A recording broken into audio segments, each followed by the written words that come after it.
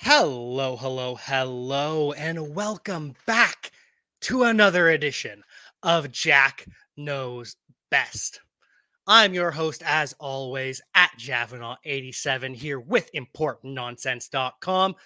And today I am joined by a very special guest from the Pylon Dons at Ben the Pylon Don, Ben Weiner. Can Ben beat the Wheel of WoW? And more importantly, does he know better than Jack?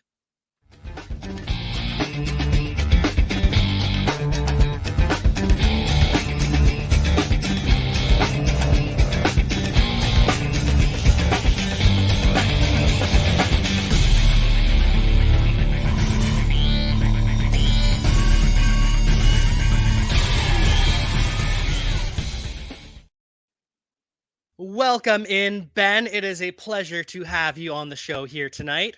How's it going after your wild, wild day? Well, first off, I was bumping out to that groovy intro music, so kudos to you for that. That was an absolute time. And additionally, and zero problem on your end at all.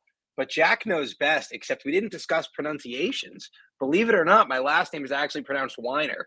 True Oh story. no! No, it's so Oh okay. I totally no! forgive you. We can still be friends. We can still do best ball. We can still talk about how Christian Watson is an athletic freak, and I'm still super excited to draft. However, if we're in the same lobby, I may have a little extra chip on my shoulder. Got to defend the name. You know how it is. But No I, kidding. What a blunder on my part.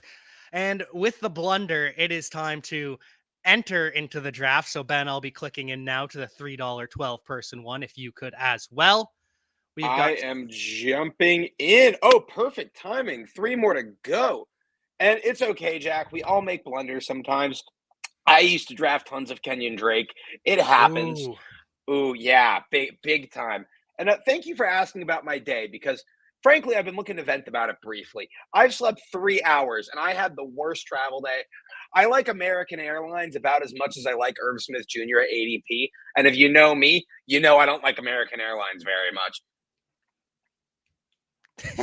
I to be fair, you're talking to a Canadian right now, and airlines are not good at all here. So you're preaching to the choir right now, but I am sorry about your day, and I am glad you are here with me tonight. So you are in the 12-person $3 draft, 6 people left. Yes, and I am so fortunate to be picking from the 103. Very Oh, exciting.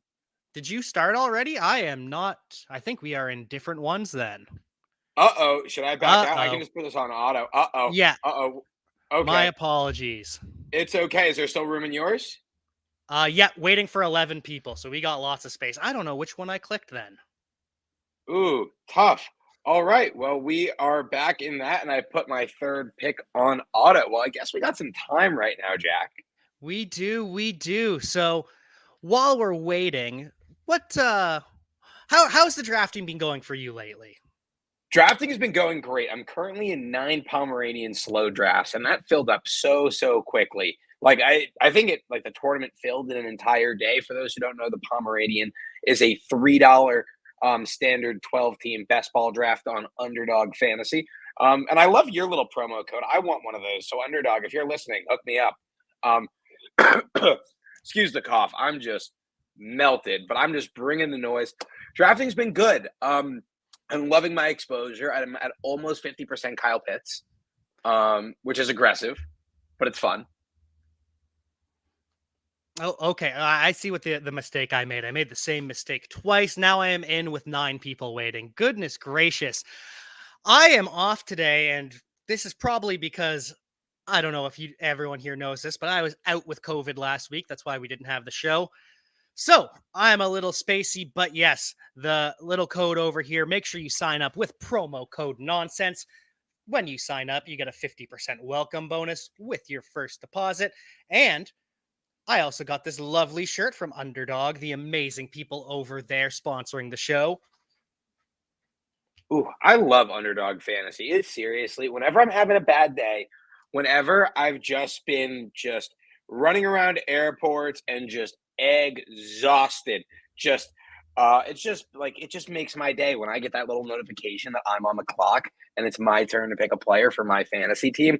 Like I just know whenever that little puppy comes up, Trey Lance, Devonta Smith, Jerry Jeudy, Kyle Pitts, someone's coming home with me. Yeah, it's just there's nothing better than being able to draft year round on such a smooth platform with no bugs, no glitches, just pure perfection from our friends over at Underdog. So make sure when you sign up, you use promo code nonsense. And while you're on the internet, make sure you check out shop.importantnonsense.com. You can get some lovely merchandise, including stuff with my beautiful face on it. Wait, there's merchandise with your face on it. Where do I get it? Shop.importantnonsense.com. You can get the Jack tee, you can get the Jack mug, whatever you Can pick, I it is beautiful. can I get a Jack in the Box? Can I get a Ah, Jack Daniels? Can I get a Jack Hammer? well, this is what you can get right here. Shop.importantnonsense.com.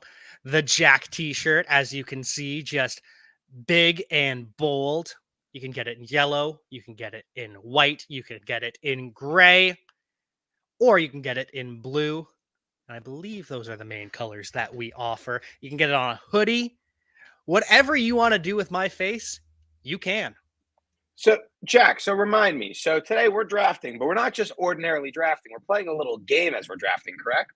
We will be spinning the Wheel of Wow, which we will get up right here. And the Wheel of Wow will tell us what position we are going to draft at the start of each round. And the draft is up, it is live.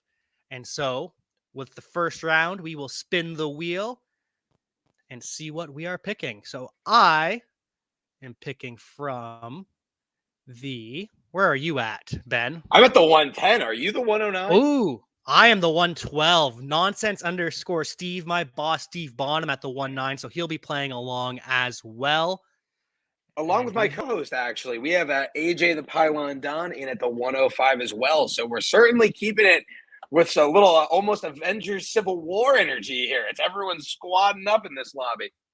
oh, that is AJ there at the 105, AJ Carrion. And Steve, did we spin the wheel yet?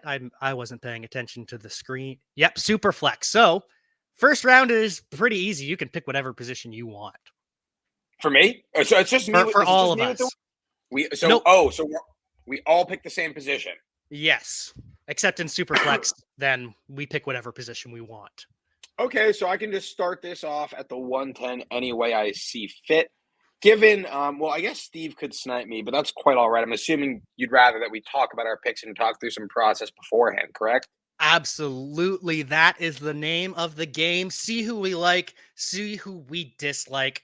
Irv Smith. So yes, exactly. Irv Smith, Irv Smith.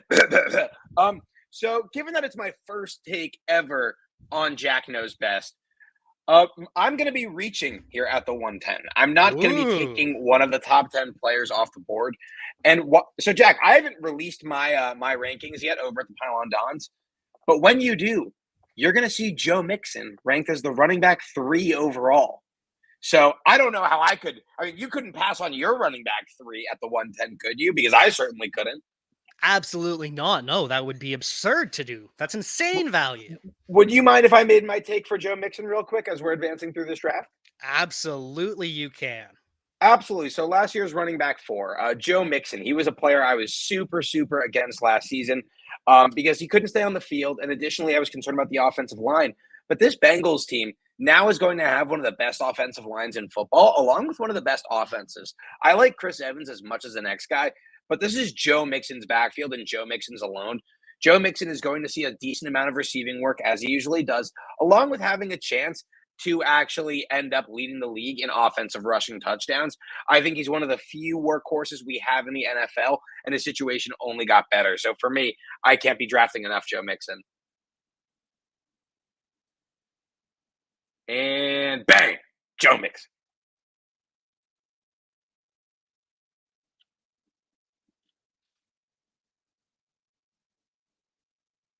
Jack?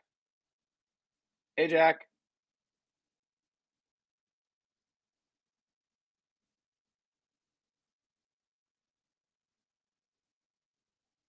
Hey, so I think Jack's having some internet issues, but he is on the clock here, and I'm just gonna try and hold it down for the boy because Jack knows best. Spinning the wheel right now, and we are seeing what's coming up on the wheel for the next one. Jack, with his first pick, went with a little Dalvin Cook. So it's coming back to me at the 2-3. And at this 2-3, I'm gonna have to probably well, I guess wait, what did the wheel say? Was the wheel a flex? Okay, great. If the wheel is a flex, then I can pray that Travis Kelsey falls to me because he is so locked in to be the tight end one overall. But I don't think it's gonna. Jack, I missed you. There we go. I'm sorry about that. I yeah, the classic internet is very good in Canada. Darndest things. Ooh, Jack. So it was a flex on the last one. So I have a tough call. I can go DeAndre Swift here or Mike Evans. Because I went Mixon first, I'm actually pretty inclined to go Mike Evans here. I kind of view Mike Evans as the end of a tier break for wide receivers personally, unless I wanted to reach on Tyreek Hill there, which I love Tyreek Hill this year, but I didn't want to reach on him.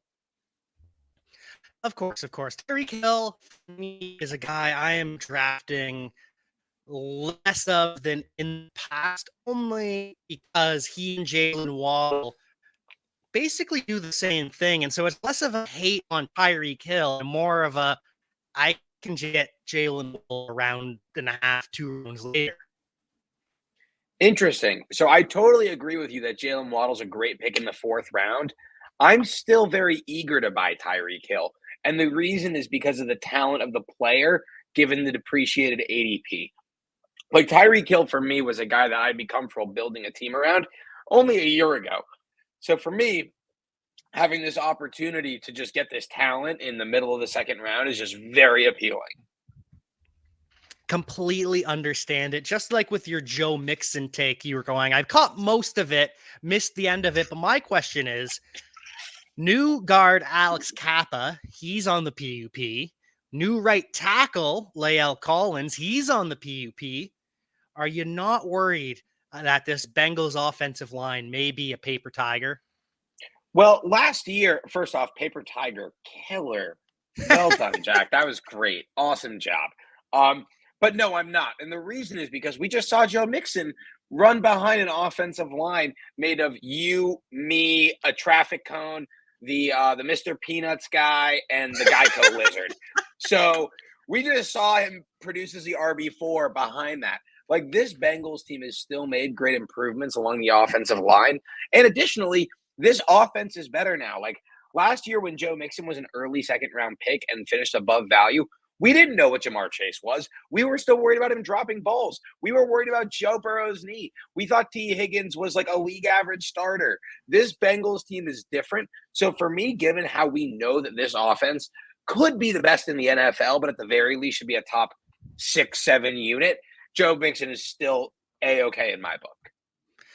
And that was the absolute perfect answer as we look to take running back in this round here.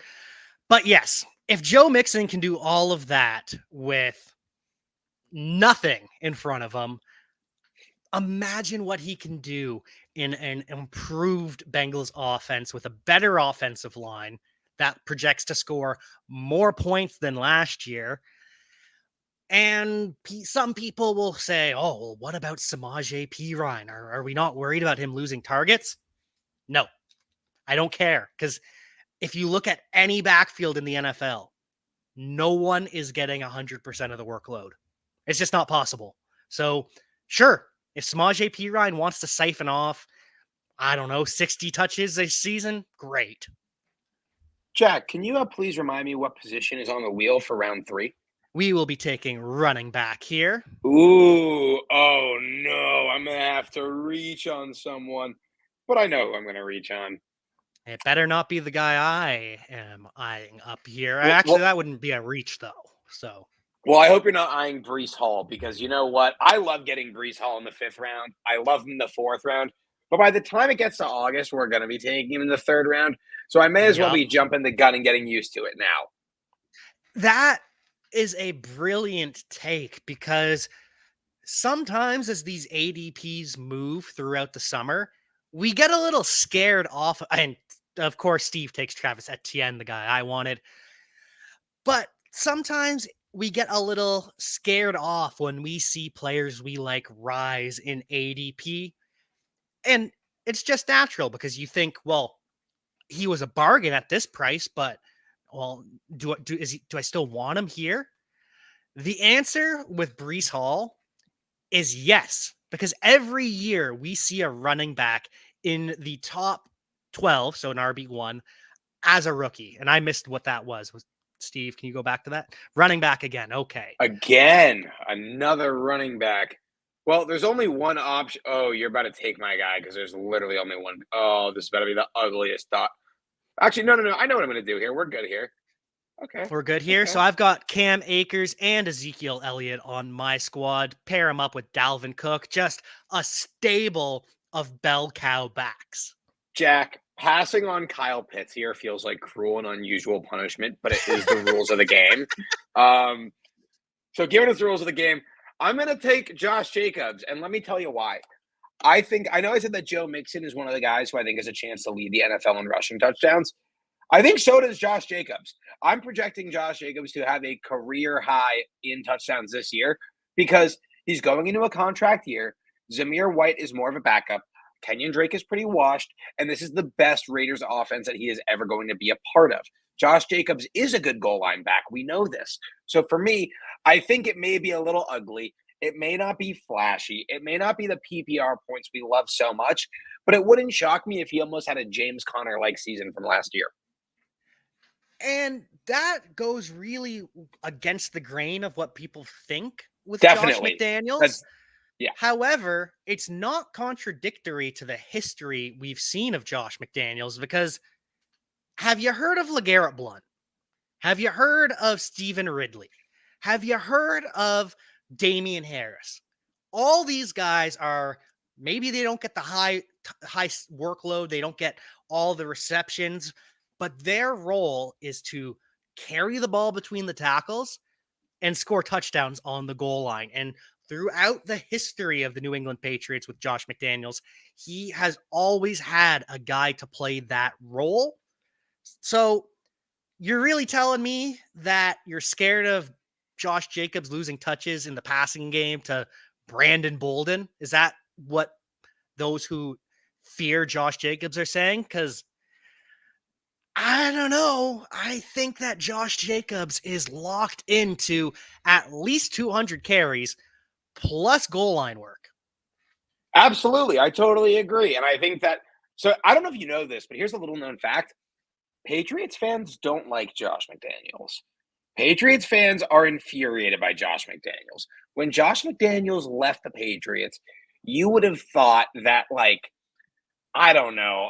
I need to stop making analogies when I'm exhausted.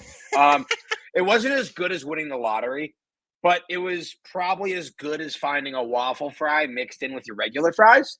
Very right. That's exciting stuff.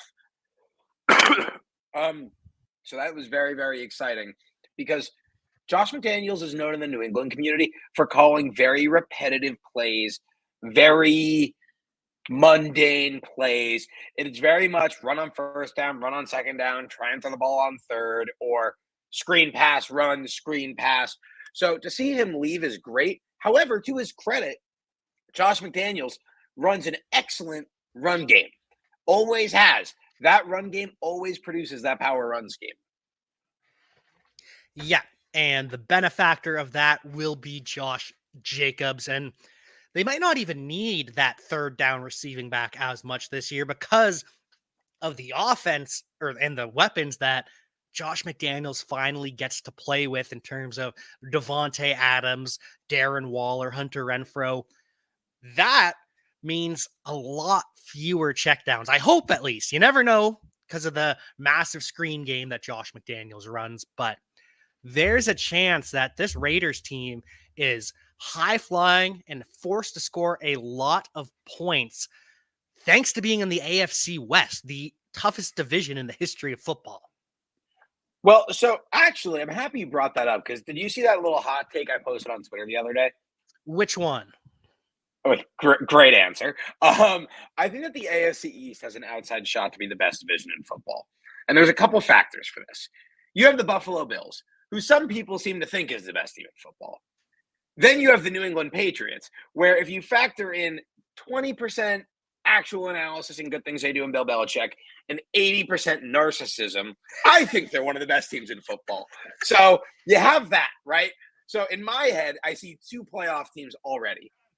Then I look at Miami. Miami has a great new coach in Mike McDaniels. And additionally, they bring in Tyreek Hill. They brought in Teron Armstead. They already had a strong defense. All they need is for Tua Tagovailoa to not be atrocious, which I'm a Tua truther underratedly. I think guys take time. And I have to reach on an ugly tight end. All right, Yes, give you me some do. Hawkins. Give me some TJ Hawkinson. Guess we're doing this. 30 spots of ADP, baby. Makes me feel even worse because I already have Travis Kelsey, and now I have to draft a second tight end in the top five Ooh, rounds. oh my God. Who are you gonna take? Well, I mean, it's Dallas Goddard. That's the only option here, unless Or he Dawson goes. Knox.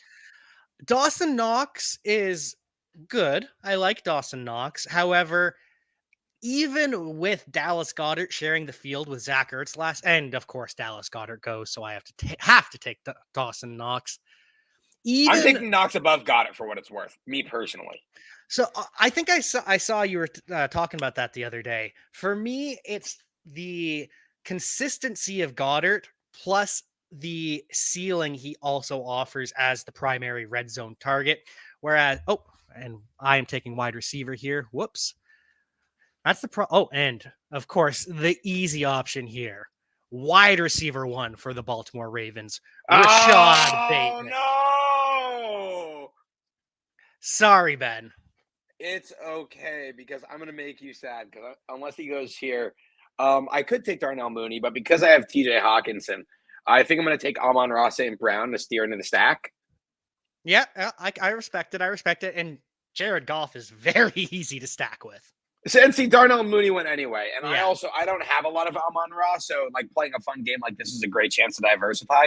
Wait, we got super off topic because I was talking AFC East, but then we were talking tight ends. Where do we want to redirect this to? Where do we want to get back to? What happened? Oh, oh, Oh, I thought my internet cut out again, but no, we're you're good. We're good. You're good. good. You're good. You want to go back to the AFC East, or you want to go back to Dawson Knox and Dallas Goddard? Well, so Dallas Goddard, Dawson Knox, Dallas Goddard, more explosive playmaker, more run after the catch.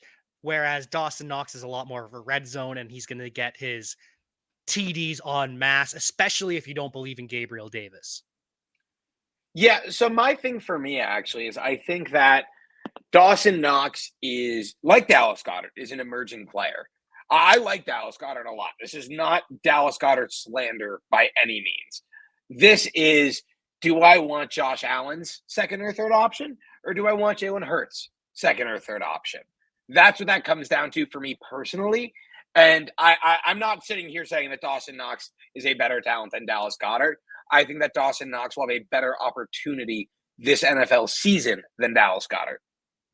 And that is understandable with the Bills being one of the more pass heavy teams, if not the pass heaviest team in the NFL, which goes back into your take about the AFC East.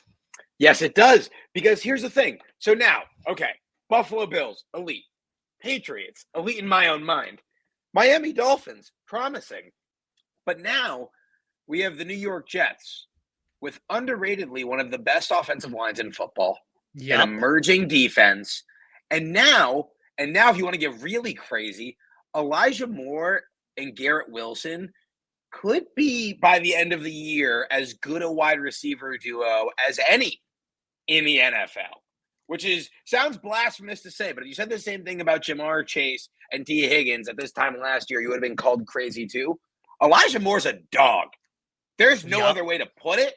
And Garrett Wilson was some people's wide receiver ones in this class before Drake London got the better draft capital and admittedly landing spot. So for me, we're not even talking about Brees Hall yet. Brees Hall, generational. Herschel Walker, Saquon Barkley, Jonathan Taylor, Adrian Peterson on Player Profiler. Like, they have everything. All they need, similar to Miami, is for Zach Wilson to not be an absolute atrocity. So I see a lot of talent in this division. I think this division could be a dogfight. I don't think it's going to be easy for Buffalo. And I think that two, maybe even three, yes, three AFC East teams could be in the playoffs. That Could. is not as spicy a take as a lot of people will believe. People are Once going we to talk think, it through, right? Once yeah, we talk it through, it's not. absolutely. It's going to be a competitive division. The only reason I'll push you and say that the AFC West is better is because there's no clear-cut alpha like the Bills. There's no team that is far and away the favorite. It's just pick your poison, all four teams. All of them could make it, all of them could miss. I do agree that the AFC West is more even keeled. And actually, I actually recently placed my not Patriots related Super Bowl bet because, of course, the Patriots are winning the Super Bowl.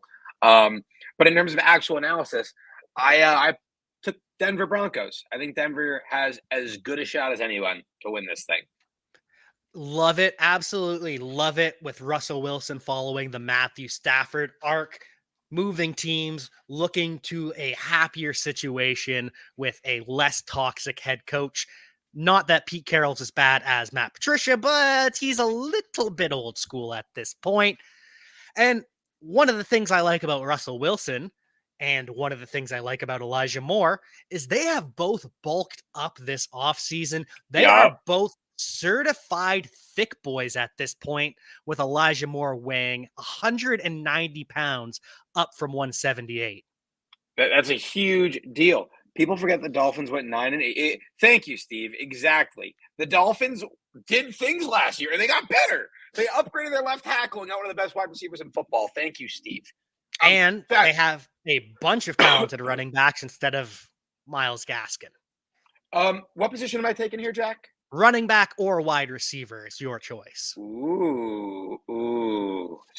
You see, this is tough because I want to take Tony Pollard, but my receivers are pretty thin. But I'm still going to take Tony Pollard because I want to win. So that goes right against my Ezekiel Elliott pick earlier in the third round. Tony Pollard seems to be the belle of the ball lately in terms of handcuff plus running backs. Well, because people think for Tony Pollard, if not now, then when?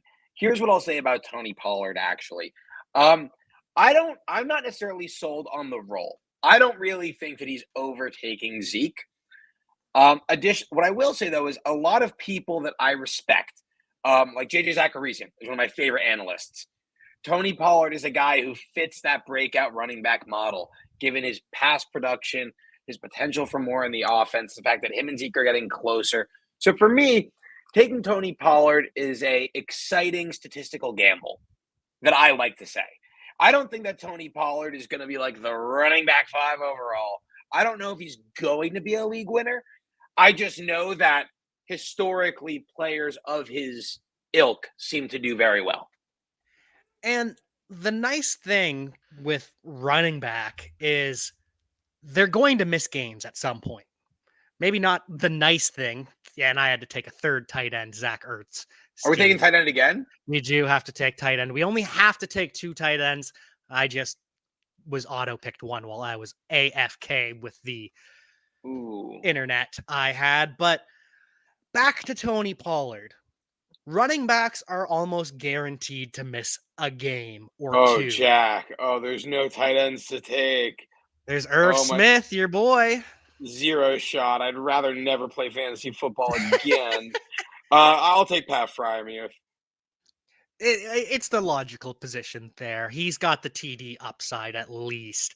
But with Tony Pollard and the running backs, say Zeke misses a game with a toe injury or a hamstring or just something light, because that's what happens. Running backs miss time.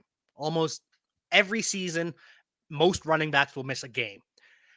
Tony Pollard, we know, is locked into an RB1 workload should Zeke miss a single game. And those are the kind of backs that I like to draft, obviously in best ball, but in real life too, because if Zeke goes down, I'm starting Tony Pollard without question. Tony Pollard Whereas, could be the running back 1 on the week if yeah, Ezekiel he's Elliott's done out. it Yeah. before. Yeah. He literally did it last year. And it's much better getting a guy like a Tony Pollard or an Alexander Madison who you know is going to step in 1-for-1 instead of Ramondre Stevenson, where if there's an injury to Damian Harris, it's still a committee. Absolutely. It is absolutely. Wait, so are you not in on the Patriots backfield? Oh, no, I still like them at ADP. They're going in a good area. The only thing is you don't smash start Ramondre Stevenson if Damian Harris misses time the way you can with an Alexander Madison, a Tony Pollard. It's more matchup dependent than yep, this is my golden ticket this week because the RB1's missing. Yeah, I'd probably agree with you. I want Ramondre Stevenson to be that. And to be fair, I think that the ceiling is the same. It's just Mm-hmm. the floor may not be there. Yeah. Speaking of Patriots backfield, maybe a little dynasty off topic, but just picking your brain, just talking the talk. You a Pierre Strong guy? Oh, Little yeah. Kevin Harris action? Oh, yeah. No, well, Oh, Kevin Harris is good. I like Kevin Harris. I think he's going to be a successful player in the NFL. you do? Okay. But I love Pierre Strong, especially with New England trending more, allegedly, to a wide zone, inside zone type running attack with Cole Strange in the first round. That is going to do wonders for an athletic marvel like Pierre Strong. Guy runs I've what, a wa- 4.38? Yeah, ridiculous. Faster than Brees Hall. Yes, faster than Brees Hall. I've warmed up to the Cole Strange pick. It's a shame that there isn't like a video of my reaction. I don't. Again, I need to stop setting up cutaways like it's Family Guy when I'm tired because I'm not like coming towards anything. I'm like, oh, it's just like this, and then I'm like, well, what's it like? But I was very distraught at the time of the pick. It was not a in Bill we trust moment for me. But reading reports, Cole Strange is probably going to be an animal for the Patriots. Yeah, and you look at the laugh reaction from the Rams, Sean McVay and Les Snead. They still liked the player. They just expected him to go way later, and they were disappointed they missed out on him, despite the ha overreach small school guard. Ha. This is wide receiver here, right? This is a wide receiver here. And back to the note on Zeke. That's why Zeke didn't miss any games last year, is because he knows Tony Pollard's going to outshine him. If Sky Moore fell to me here at the 9-10, I'd be very excited by that. You like Sky Moore, even though he's wearing number 24? Kobe Bryant wore 24. Kobe Bryant wore 24. That's a good answer. Thank you. I mean, to be honest, Sky Moore has second half breakout in my eyes written all over him. We forget, and I need to give credit to Josh Larkey, who's someone who I love in the space. He always makes a point to bring this up. That Sky Moore's been playing wide receiver for like, I don't know, a season and a half. He had a COVID cut short season at wide receiver. Oh, there he goes. Oh, that hurt. Well, to be fair, it looked like Steve was going to draft him if he didn't go before Steve. Steve loves to reach for the sky. I'm gonna do something irresponsible, and I'm going to take Chase Claypool. I should have taken Tyler Lockett, but I didn't want to because I thought taking Chase Claypool would be objectively more fun. See, Tyler Lockett does have to deal with Geno Smith and Drew Lock at quarterback. Well, he does. At least Chase Claypool, he's got Mitchell Trubisky, the star. Well, so I got to tell you, I'm actually really in on these Steelers receivers. I think Deontay Johnson is being criminally slept on and Chase Claypool. And everyone's like, oh, Big Ben is gone. Like, he's not going to feed Deontay Johnson. Well, do you believe targets are earned or not? What do you think? Because so do I. And all I know is that Big Ben was an atrocity last year. He was terrible. Probably not as good as Kenny Pickett is today, and probably not as good as Mitchell Trubisky either. So all I'm hearing is that Deontay Johnson's ADP is falling, but I'm on the clock. Wait, what position receiver again. Sorry. Ooh, give me some Garrett. Yep, give me some Garrett. Garrett Wilson. I took Lockett, so you couldn't. Oh, thank you. Very kind of you, Jack. Just as you were like, "Oh, I don't like Tyler Lockett, but not so much that you can't have him." But with these Steelers receivers, like I think they're just getting an upgrade. So if you believe in the talent of a Deontay Johnson or a Chase Claypool, it should get better for them, at least in my opinion. I agree with that as well. It might be a little bit slower paced and a little bit more run heavy, but you have to remember Ben Roethlisberger had one of the lowest A dots last year. He had one of the lowest average depth of targets in the NFL because between that brutal offensive line and an elbow that was held together with spaghetti noodles, there was no time and no ability to get the ball downfield. This year, Chase Claypool has a quarterback that can hit him deep. So even if you don't believe in Chase Claypool, you think he's a little bit immature, you still have to believe in the 6'3" guy who runs a 4.39. You just have to. I totally agree. And additionally, with Chase Claypool, you know that his stats from his rookie year to his sophomore year were almost the exact same, verbatim, like target for target, reception for reception. But the only difference was he scored 9 less touchdowns. Just severe touchdown regression, like the biggest example of it ever.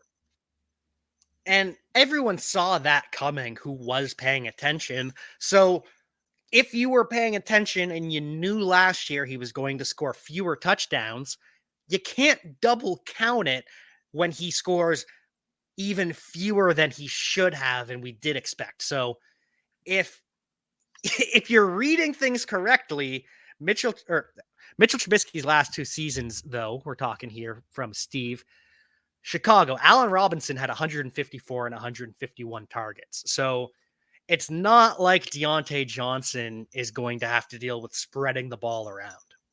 Steve, you're spitting facts out there, and I love it. Thank you, Steve. Like, I just don't understand. Like, Deontay Johnson was last year's wide receiver 7 in PPR formats, and he's going in round 4, and he's getting a quarterback upgrade. And our co-host on the show, Mike Manning, he is also not excited about Chase Claypool. Mike is traumatized by that first down celebration. And when he hears Chase Claypool coming in, I'm a top 3 receiver. Mike's just a little bit scared of the immaturity, which I don't disagree with. But you have to believe in the raw physical upside. And he's Canadian. And he's Canadian. Canadian representation in the NFL, very important. What position are we picking here, Jack? We will be taking a quarterback here, our first of the draft. Ooh, spicy, spicy. So, Jack, remind me in the rules. So, if it removes a position each time, does it get to a final build, or what does it look like?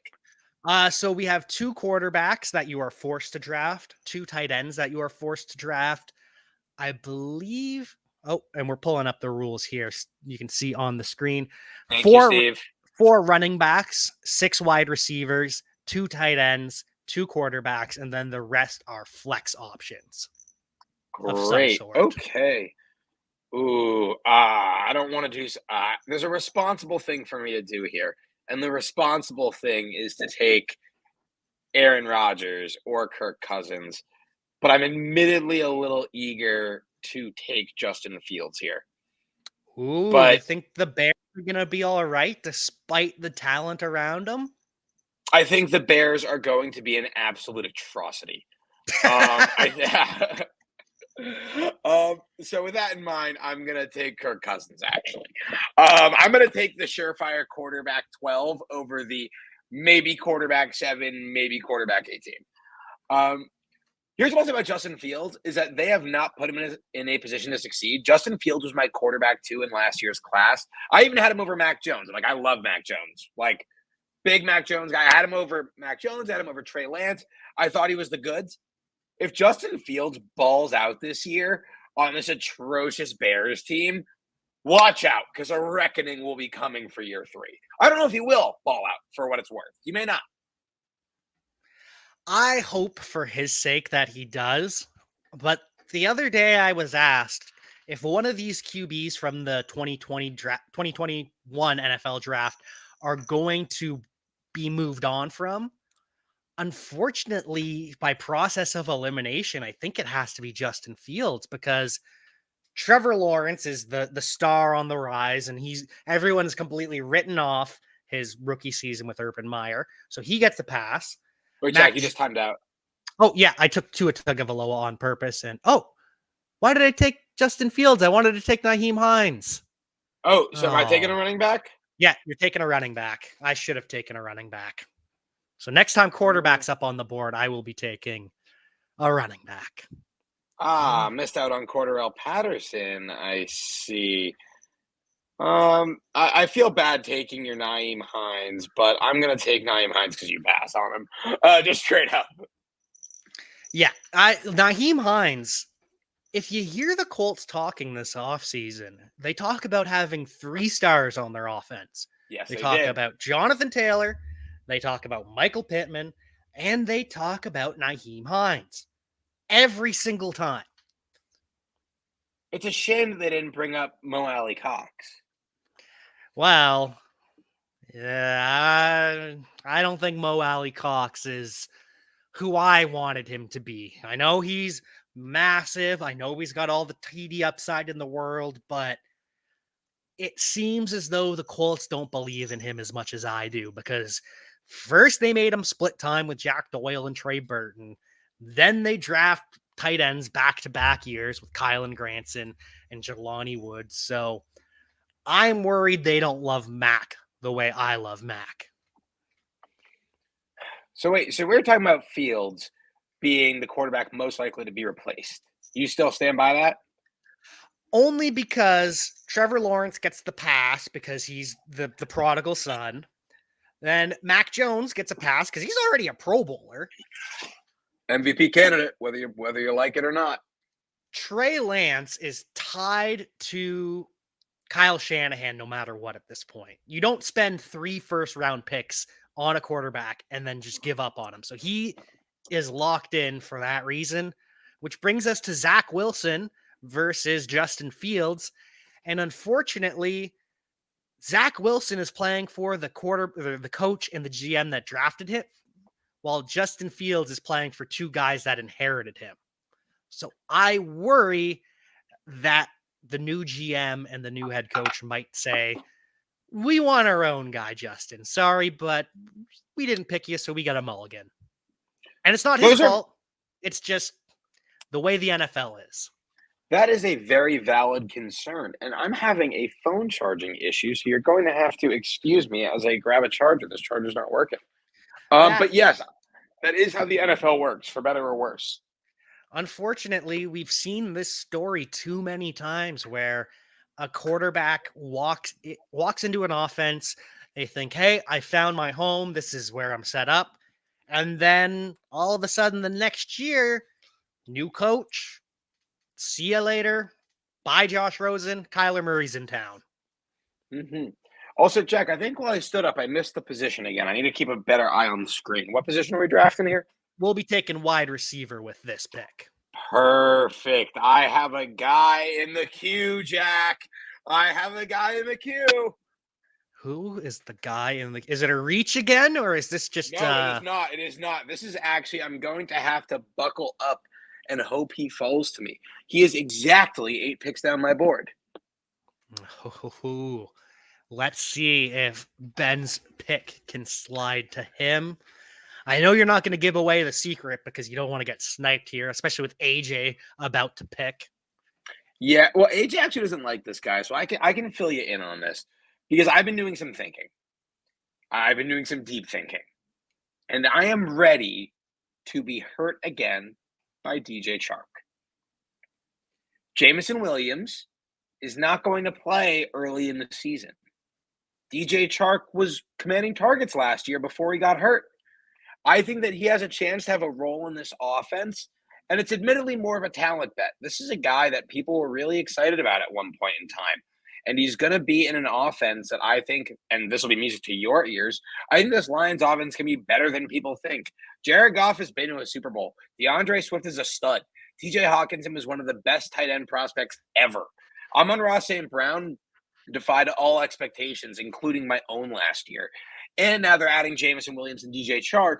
But the way I kind of see it is I think that Chark has a chance for some big games early in the year before Jamison Williams comes back and takes his targets.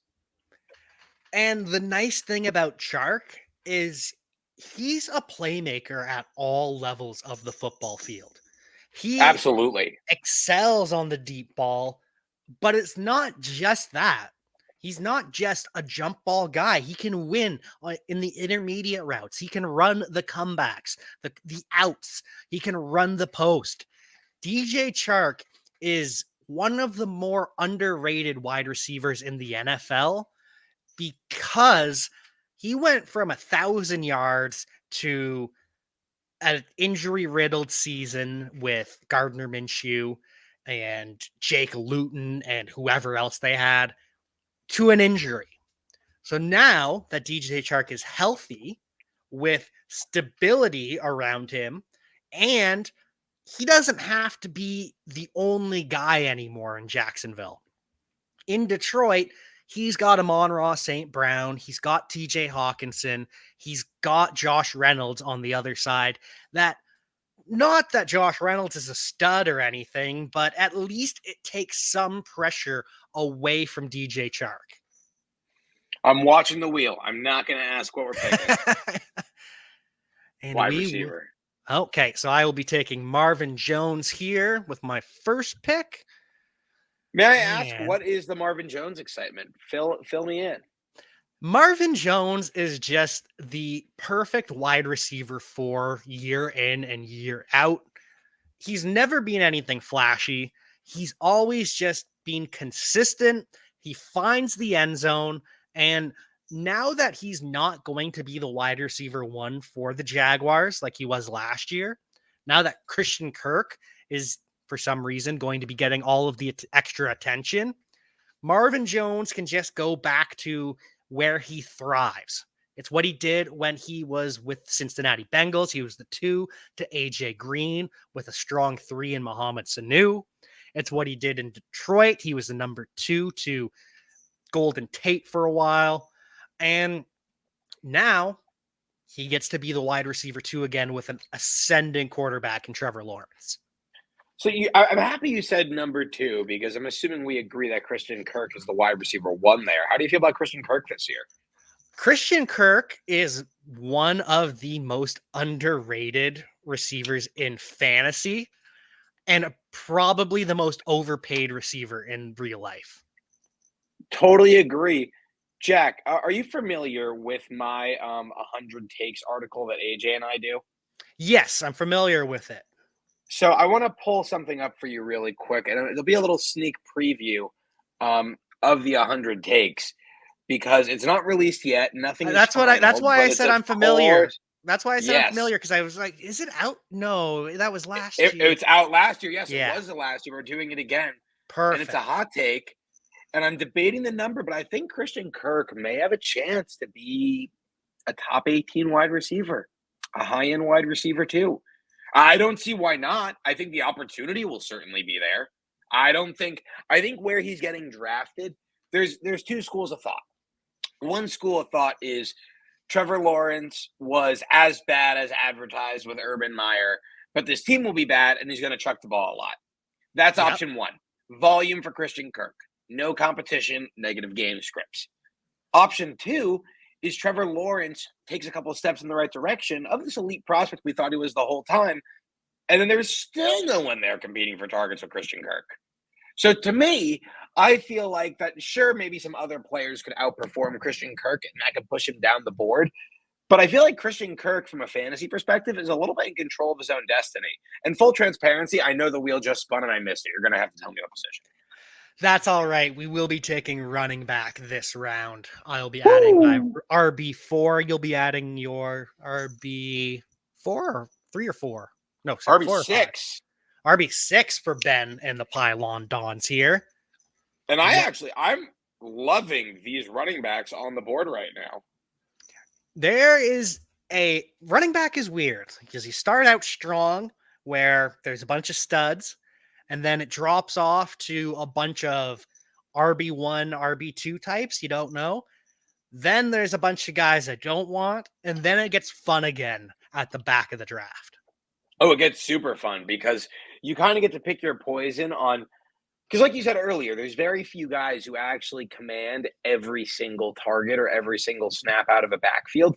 So you kind of get to identify which talents you really want to bet on, which is very nice because like what can Darrell Williams do with 10 touches a game? What can Chris Evans do with 8 touches? What can Donta Foreman do with 8 touches? See, I can't even generate other numbers. I just had 10 and 8. My brain is running on low. I should really have like a diet soda or something. Get a little caffeine in me. Yeah, get that energy back up to round it out. We do have, well, this is round 15. So after that, we'll have 3 picks left to make. But I think that, and James Robinson goes. That's the guy that I didn't want to talk about. Because Ooh. I don't know if you saw the news today. James I saw the Robinson news. will avoid the PUP. And I love. Ooh. There's Williams too. You were saying James Robinson. I still believe in Travis Etienne. He's playing football with his best friend in the world, Trevor Lawrence, and he's going to ball out. He's going to be the RB1 for all of the install throughout August. But James Robinson is going to have a role because Travis Etienne is a receiving back who can run between the tackles, but you don't necessarily need him to. You can give James Robinson 15 between the tackles touches a game, and sometimes at some point in the season, James Robinson's going to have a 2 TD day. I totally agree with you, and I don't know if you remember, but I am a huge James Robinson stan. I have the OG number 30 T-shirt. He was a major part of me making a championship appearance in my main dynasty league. Love J-Rob. As for the best friends narrative, Zach Wilson and Dax Milne used to be best friends. Things happen. Not anymore though, eh? Not anymore. I guess a football wasn't the only thing they were passing back and forth. Bang. I gotta say, Zach honestly, Wilson. and not to get a little too critical, I really hope Watson doesn't play football this year. To be honest, like if it, Yep. like I'm just like he's not someone I'm like comfortable really rooting for. To be honest, like I'm not taking him. Like if I lose in an underdog draft because Deshaun Watson was taken, I'm like, okay, this is what it is. I had fun. Thanks for playing. That's my thing with fantasy football is obviously we make concessions with because a lot of players have troubled pasts. Joe Mixon, Kareem Hunt, Tyreek Hill. Like I don't want to sit here and act like I'm some sort of saint. I'm just saying is that this feels really, really fresh, and it's a very hot button issue. Exactly. And for me, in addition to winning, fantasy football is supposed to be fun. I'm supposed to enjoy it. And even when I lose, I'm still going to feel pretty good because I had fun playing a game that I love with my friends. It's not fun drafting Deshaun Watson. It doesn't make me feel good. And so I'm just going to avoid it. I totally agree. I had a friend ask me, Ben, like, I've been pretty outspoken. Like, I don't want to see Watson play football if he is to be guilty. And I know, like, it's not a trial. I know we're just waiting suspension. I know, like, we have the information we have, and this looks how it looks. And it's up to everyone else. What position are we taking, by the way? We're spinning the wheel right now. Spinning that wheel, baby. So I will be taking Mark Ingram as my RB4. And then I will be taking running back or wide receiver. Ooh, I will be taking Kendrick Bourne here because there is a lot of talk that he is going to get some carries this season. There's a lot of talk that he might do a little bit of the stuff that Deebo Samuel does. And obviously there's going to be a big difference in talent between the two, but schemed touches are a good thing in fantasy football. Totally agree. And on the topic of scheme touches, I do want to get back to this Watson point because I think we're actually going to have a really interesting conversation about it briefly. But while we're on scheme touches, give me a little Wandale. Even though passing on Paris Campbell always hurts. But I think that Wandale's a really good hedge against Kadarius Toney. Um, but a friend was asking me, Ben, like, don't seem to be wanting Watson this year. Are you ever going to draft him again? And I said, like, look, I'm not going to sit here and say that I know exactly what happened. I'm not going to sit here and say I'm like the moral compass of every fantasy football player ever. But my thoughts are like, look, like this feels really fresh. I don't like it. If he ends up like in 5, 6 years from now, I can't say I'll never take him again, but it's certainly gonna be something I remember. Like when Ben Roethlisberger had his allegations, I was a very young kid. I'm only 24 years old. Like that wasn't really something I was like in the media cycle for. Like I like witnessed this live, and like it's not something that I really want to be a part of. I completely understand that. And there's the vividness bias of everything that's going on. I shouldn't say bias necessarily, but the fact that it's so fresh, so jarring, that's going to stick with you. And so if you want to pass on a player for any moral reasons, who am I to judge you for making a pick that's going to make you happy in the long run, not having to worry about all of the off-field stuff? And it goes both ways. Like I being Jewish, like I'll admit it, I've reached on Julian Edelman a couple times in yesteryear. It's happened. Love it. Absolutely love it. Think he's coming back? No. Julian is sticking to just being a bachelor, and he's just having his fun. Julian Edelman should not go anywhere near a football field. See example Wes Welker. Julian has his brain and his hair intact, and I think he should enjoy those things. And especially with his boy Danny Amendola also retiring, I think that those two can just have a lot more fun chilling on beaches together. Maybe they can join Gronk too down in South Beach, just sit on the beach, show up to Bucks games, but just enjoy the tan, enjoy the beers, enjoy the beach. Speaking of Gronk, what are you making of this Kyle Rudolph news that he's apparently being put into the Rob Gronkowski role? That's the word on the street. How do you feel about it? I think the Rob Gronkowski role is a bit of a misnomer and a little bit of a hype train that is unrealistic. Because Okay. a lot of what Gronk did last year was blocking, chip blocking, and then just taking the little dump offs. But was he getting the dump offs and the screens and such because Tom Brady loves him? Probably. So now you put Kyle Rudolph into that chip release role or the pass blocking role. Is he going to get all of those targets that Gronk did? I don't think so. I think instead it's going to go to Cameron Brate, where Kyle Rudolph spends a lot more time in line, pass blocking, protecting Brady. And Brate is going to be the one eating over the middle, especially early in the season while Chris Godwin is out. Interesting. So you don't view the Gronk role as necessarily a positive thing. You think that's almost like a little bit of a name branding, like making an ugly thing sound pretty. Yes, I absolutely do. I totally agree, and that's why I dropped 350 fab on Kyle Rudolph in a dynasty league. That would be weird. Who would do such a thing? Not me. Oh, I'm sorry. No, it's okay. To be honest, I do think it's like, look, like, do I think that Kyle Rudolph has a chance to be a top tight end? Probably not. Do I think that he has a chance to post a couple top 10 weeks? Potentially.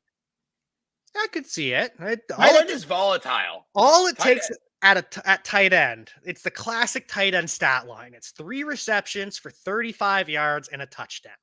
And the touchdown is the make or break if you're a top 10 tight end or a top 20 tight end. Absolutely. And I get to go quarterback here now, right? You get to go quarterback. I am forced to go running back because I auto-picked Justin Fields earlier. If Jared Goff doesn't fall to me here, I actually won't be too upset because I don't understand why Ryan Tannehill's ADP is so low. People hate Ryan Tannehill, and They people do. like important nonsense. We hate the tight end position, so you can get the abolish the tight end shirt over at shop.importantnonsense.com. Why do people hate Ryan Tannehill? Did I miss something? Well, first, He played for the Dolphins and Adam Gase, so that's reason one to not like him. Reason Yep. two is Malik Willis was drafted. Reason three is he's not going to mentor Malik Willis, so that made a lot of people angry. Very Number bad person. number four, oh, Oh, Steve Steve. snipes you on Jared Goff. Number four, Ryan Tannehill just has a punchable face. It's not his fault, but he's I'm got gonna a offer punchable you. face. I'm gonna offer you a chance to double down on that statement. Would you punch Ryan Tannehill in the face? Oh no, absolutely not. Ryan, Jack, I was kidding. I know you wouldn't punch anyone in the he face. he would he would throw me around. He is still a big former receiver. But Ryan Tannehill is also a guy who has back-to-back seasons of 7 rushing touchdowns and back-to-back seasons of over 265 yards on the ground. Ooh, That's not like I know the 265 is not too exciting, but I'm kind of willing to say like back-to-back seasons of 7 rushing touchdowns, like that's a sample size. I'm cool saying Ryan Tannehill's going for 5 or 6 rushing touchdowns this year. Like you said, former wide receiver. he's athletic. He can score in the red zone, and he's gonna have to do a lot more than in seasons past while Robert Woods recovers from an ACL tear, while Traylon Burks gets up to speed. I won't be surprised to see him taking off on more bootlegs and potentially scoring, maybe not scoring more touchdowns, but maybe rushing for 300 or 400 yards instead of 200. Totally, that'd be great. Jack, how heinous would you like me to go with my last pick? It's my last pick. I'm willing to go as deep as you want me to go. Go as deep and as toxic as you want to go. I'm going easy. I'm taking Sony Michel as my running back because why not? He might have to score some touchdowns. I And think Sony Michel's a great late round pick. perfect. And I'm taking Isaiah McKenzie because Great pick. he, not Jamison Crowder, is the Bills starting slot receiver. Yes, as of now, he is, which is very exciting. I'm going to do something super ugly, and it's not even something I really believe in my heart of hearts, because I actually really like Donta Foreman this year. But to get a little stacky and give that Baker pick, because Steve sniped me, a little bit of upside, and I don't want to see Christian McCaffrey get hurt, and I've been drafting Foreman everywhere. But let's take a Chuba Hubbard share. Let's just to have one on the board, like just in case. God forbid Christian McCaffrey gets hurt with all the tournaments I have him in. At least maybe I win this $3 league that you and I did tonight. Well, and it's important to remember, too, that Chuba Hubbard is also Canadian. Really? I did not know that. He is. He is. He's from BC, British Columbia, and then went to Oklahoma State. I have something totally not Canadian related, but something I heard recently the other day on it was something on Roto Underworld. Matt, what's his name? Fantasy Mansion. I like to Matt give credit Kelly. when yes, Matt Kelly, the only person who's ever blocked me on Twitter, actually, and that was a miscommunication. I actually liked his take, and I was trying to tweet that I liked his take, but I think he thought I was making fun of his take. So whoops, Matt Kelly, if you're out there listening, no beef. We can interact on Twitter. I'm listening to you and I'm giving you a shout out. So, Russell Wilson and Melvin Gordon, college teammates. Oh, that is true. Mm-hmm. I forgot that. Both went to Wisconsin. Yes, they did. Javonte Williams stands. Better watch out. Just kidding, kind of. Well, maybe not really. Who knows at this point with the Denver Broncos? We saw what happened last year. They split it right down the middle, and it worked pretty damn well. Yeah, I mean, I'm not the craziest Javonte Williams guy because I feel like this offense is going to be pass first, and I think he's splitting. I think it's going to be an even split. And additionally, I don't view him and Melvin Gordon's skill sets as that entirely different.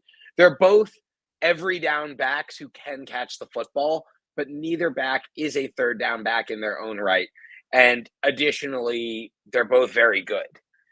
Like you could have Javonte Williams in the third down role and Melvin Gordon on first and second, or you could totally flip it. And I feel like the defense would react relatively similarly, at least in my eyes.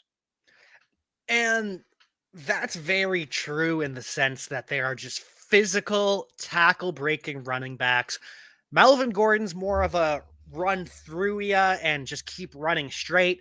Javonte Williams is a little bit more of a run through you and around you at the same time with a little quick cut that he lowers the shoulder on. So very similar skill set, which is why the Broncos are so excited about the tandem that they have.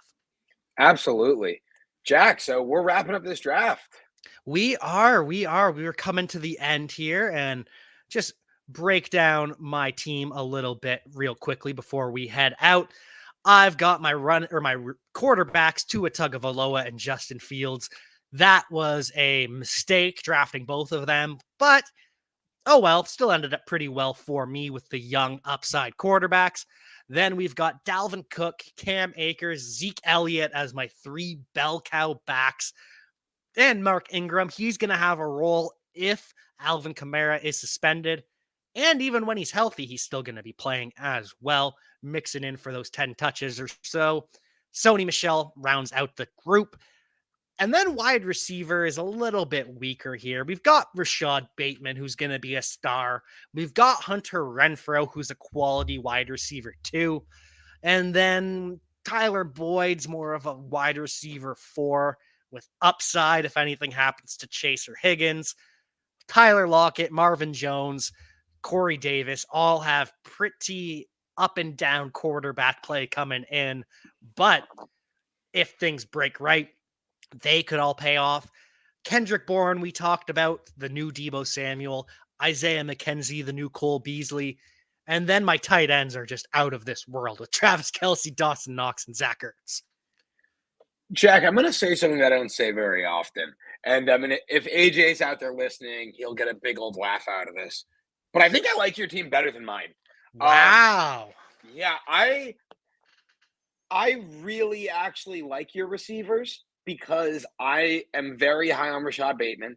Very high. I think Tyler Boyd and Tyler Lockett in this format are unbelievable picks because those are the tough thing with a guy like Tyler Boyd is you never know the right moment to put him into your lineup, but his role's never in question.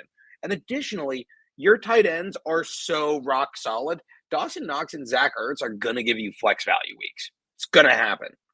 That's what I'm banking on right here. Yeah.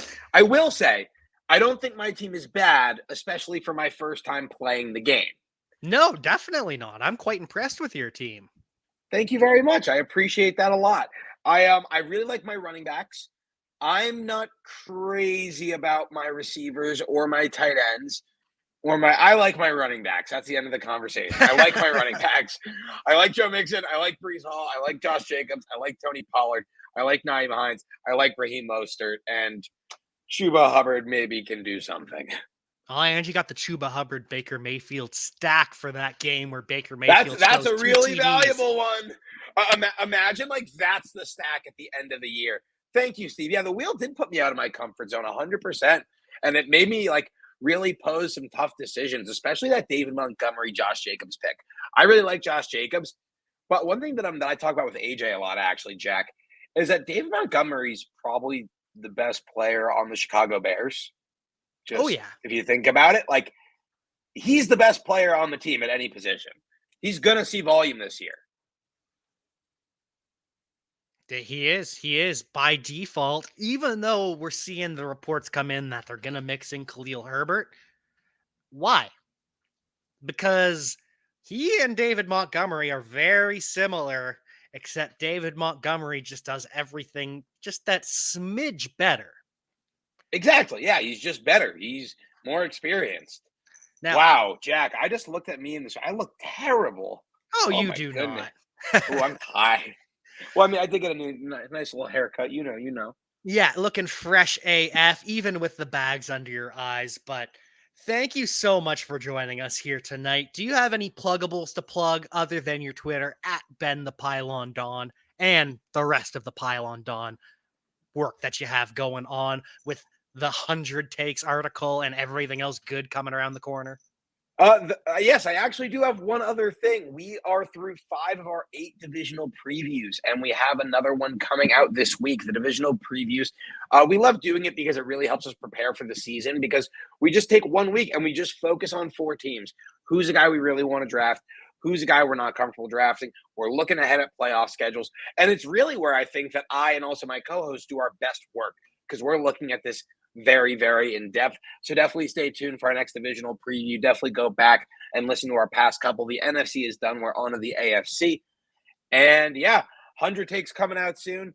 You can always catch me at Ben the Pylon Don on Twitter, at Pylon Dons on Twitter, at the Pylon Dons on Instagram, and Pylon Dons Fantasy Football. Jack, you're a national treasure, my friend. Which nation? I don't know. Probably both. Well, thank you so much. That just means the world to me. Thank you for coming on the show. Make sure everyone out there, you check out importantnonsense.com. Get the Jack shirt at nonsense or shop.importantnonsense.com. Follow us everywhere at nonsensebb. And until then, we will see you next time.